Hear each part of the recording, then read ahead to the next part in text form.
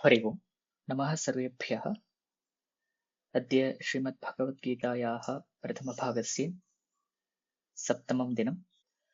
अस्तु, गतकक्ष्यायां वयं गीता अध्ययनस्य आरम्भं कृतवन्तः। तत्र प्रथमश्लोकं पठितवन्तः, धर्मक्षेत्रे कुरुक्षेत्रे इत्येवम्। सद्य वयं पुनः अवशिष्टान् कांश्चन श्लोकान् वयं पठामः।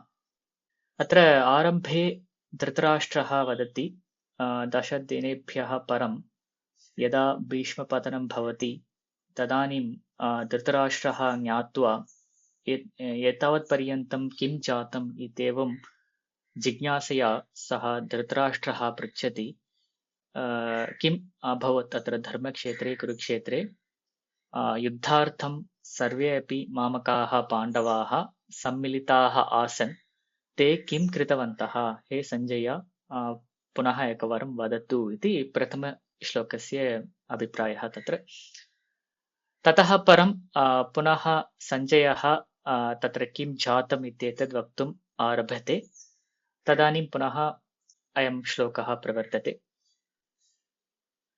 सञ्जय उवाच दृष्ट्वा तु पाण्डवानीकं व्यूढं दुर्योधनस्तदा आचार्यम् उपसङ्गम्य राजा वचनमब्रवीत्। अत्र पदच्छेदम् एकवारं पश्यामः, ततः परम् अत्र विचारं करिष्यामः। अत्र सञ्जयः उवाच, तत्र विसर्गस्य लोपः भवति। सञ्जयः उवाच, ततः परं दृष्ट्वा तु पाण्डवानीकं व्यूढं दुर्योधनः तदा आचार्यम् उपसङ्गम्य राजा वचनम् अब्रवीत्। पाण्डवानीकं व्यूढं, तत्र पुनः अनुस्वारसन्धिः भवति। ततः परं दुर्योधनस्तदा, तत्र विसर्गस्य सत्त्वं भवति, तेन दुर्योधनः तदा इत्येतत् दुर्योधनस्तदा इति सकारः श्रूयते। पुनः तदा आचार्यम् उपसङ्गम्य राजा वचनमब्रवीत्। अस्तु, एवं पदच्छेदः भवति। अत्र पाण्डवानीकम् इत्येतद् समस्तपदम्। अत्र पाण्डवानाम् अनीकम् इति षष्ठी तत्पुरुषः एव तत्र विद्यते। अनन्तरम् अन्यत् किमपि तत्र पदं, तत्र समस्तपदं नास्ति, साक्षात् पृथक् पदानि एव। अस्तु, इदानीम् अन्वयं पश्यामश्चेत् अत्र अब्रवीत् इति क्रियापदं, तत्र अन्वयः करणीयः अस्माभिः। कः अब्रवीत्? अब्रवीत् नाम उक्तवान् इति, अथवा उक्तवती, उक्तवान्, उक्तवती इति अर्थः भवति। अवदत् इति ब्रू धातुः रूपं। तत्र कः अब्रवीत्? दुर्योधनः अब्रवीत्। पुनः राजा इत्येतत् तस्य विशेषणं भवति। राजा दुर्योधनः अब्रवीत्। इदानीं कम् उद्दिश्य सः दुर्योधनः अब्रवीत्? आचार्यम् उद्दिश्य, अथवा किं कृत्वा? आचार्यम् उपसङ्गम्य वचनम् अब्रवीत्। पुनः किं कृत्वा अब्रवीत्? पाण्डवानीकं दृष्ट्वा अब्रवीत्। ततः परं तत्र विशेषणं भवति पाण्डवानीकस्य, व्यूढम् इति। एवं तत् अत्र अन्वयं पश्यामः चेत् तदा तु व्यूढं पाण्डवानीकं दृष्ट्वा राजा दुर्योधनः आचार्यम् उपसङ्गम्य वचनम् अब्रवीत्। सञ्जयः धृतराष्ट्रस्य सारथिः अस्ति। अत्र वस्तुतः तत्र सञ्जयनामस्य विवरणम् एवं दृश्यते। सम्यक् जयति इति सञ्जयः इति उच्यते। अथवा अत्र कस्य जयः तेन कृतः इति पृच्छामश्चेत् तत्र क्वचित् तत्र एवं दृश्यते, क्रोधादीनां जयः तेन कृतः इति क्वचित् मया दृष्टम्। अतः तत्र तं तादृशं सञ्जयं धृतराष्ट्रः पृच्छति। अतः तादृशः एव सञ्जयः इदानीं दिव्यचक्षुः अस्ति। तादृशः एव सञ्जयः एवं यद् जातं तद् साक्षात् वदिष्यति इति विश्वासेन धृतराष्ट्रः तं सञ्जयं पृच्छति किं जातम् इति।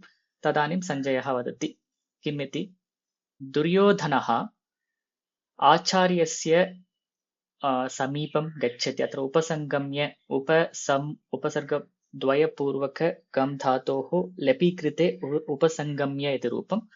तन्नाम समीपं गत्वा, अप्रोचिङ्ग् इति अर्थः भवति। आचार्यस्य समीपं गत्वा दुर्योधनः एवम् अथवा एतद् वचनम् अब्रवीत्, इदं वचनम् उवाच इति अर्थः। अत्र किं कृत्वा सः उक्तवान्? अत्र पाण्डवानां सेनां दृष्ट्वा सः दुर्योधनः इदं वचनम् उक्तवान् इति उच्यते। पुनः तत्र पाण्डवानां सेना कथमस्ति? व्यूढा अस्ति, इत्युक्ते व्यवस्थिता अस्ति। तन्नाम इट्स् वेरि वेल् अरेञ्ज्ड्, तथा अस्ति। अत्र एषः व्यूढां पाण्डवसेनां दृष्ट्वा आचार्यस्य समीपं गत्वा दुर्योधनः एतद् वचनम् अब्रवीत्। अत्र तदा इति नाम्ना तस्मिन् दिने आरम्भकाले, युद्धस्य आरम्भकाले एतादृशं जातम् इति उच्यते। अत्र वस्तुतः एकम् अस्माभिः ज्ञातव्यम्। आरम्भे 10 श्लोकपर्यन्तम् अथवा प्रायशः 11 श्लोकपर्यन्तम् अत्र दुर्योधनस्य एव वचनं भवति। यद्यपि तत्र सञ्जय उवाच इति अस्ति, इतः परं तृतीयश्लोकादारभ्य यद्यत् तत्र उच्यते तत्सर्वं दुर्योधनेन एव उच्यते इति ज्ञातव्यं। तत्र दुर्योधन उवाच इति न भवति, सञ्जय एव वदति, दुर्योधनः एवम् उक्तवान् इति सञ्जयः वदति। अस्तु, इदानीं पुनः अत्र अन्यः कश्चन अंशः वर्तते। अत्र दुर्योधनस्य किञ्चित् भयमस्ति। अत्र एतद् पाण्डवानीकं दृष्ट्वा तस्य मनसि किञ्चित् भयं भवति। यदि अस्माकं जयः भवति वा न वा, कथमस्ति, एतद् भयमस्ति इति कारणेन सः एतद् वचनम् आरभते इति क्वचित् व्याख्याकर्तृभिः उक्तम्।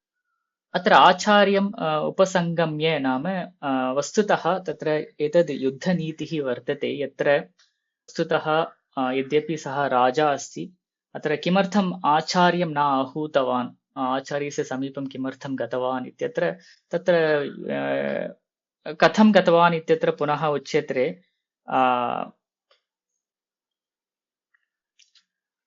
किमर्थम् आचार्यं न आहूतवान्, एषः एव समीपं किमर्थं गतवान्, तत्तु युद्धनीतिः वर्तते इति क्वचित् दृश्यते। अत्र व्याख्यानेषु अपि दृश्यते, नन्वाचार्यं स्वसमीपाहूय कुतो नोक्तवान् इत्यत आह राजा इति। अतः वीरपुरुषा अत्यादरेण युद्धे प्रवर्त्याः इति राजनीतिकुशल इत्यर्थः। अत्र राजनीतिनां धर्मः कश्चन वर्तते।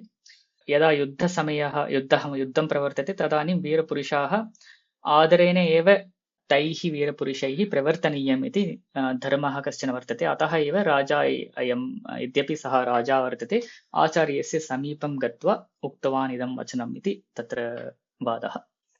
मम संशयः अस्ति, सः दुर्योधनः किमर्थं द्रोणाचार्य समीपे गतवान् इति भवान् विवरणं कृतवान्, परन्तु मम प्रश्नः अस्ति, अत्र कुरुक्षेत्रे भीष्मः अस्ति, कृपाचार्यः अस्ति, अन्य श्रेष्ठजनाः सन्ति। द्रोणाचार्यः अत्र सेनापति अपि नास्ति, परन्तु एषः युवराजा किमर्थं द्रोणाचार्यमेव चित्वा तस्य समीपे एतद् व्यूहरचनं कृते वदन् आसीत्? अस्तु, उत्तमः प्रश्नः। तत्र अग्रिमश्लोके तस्य उत्तरमस्ति।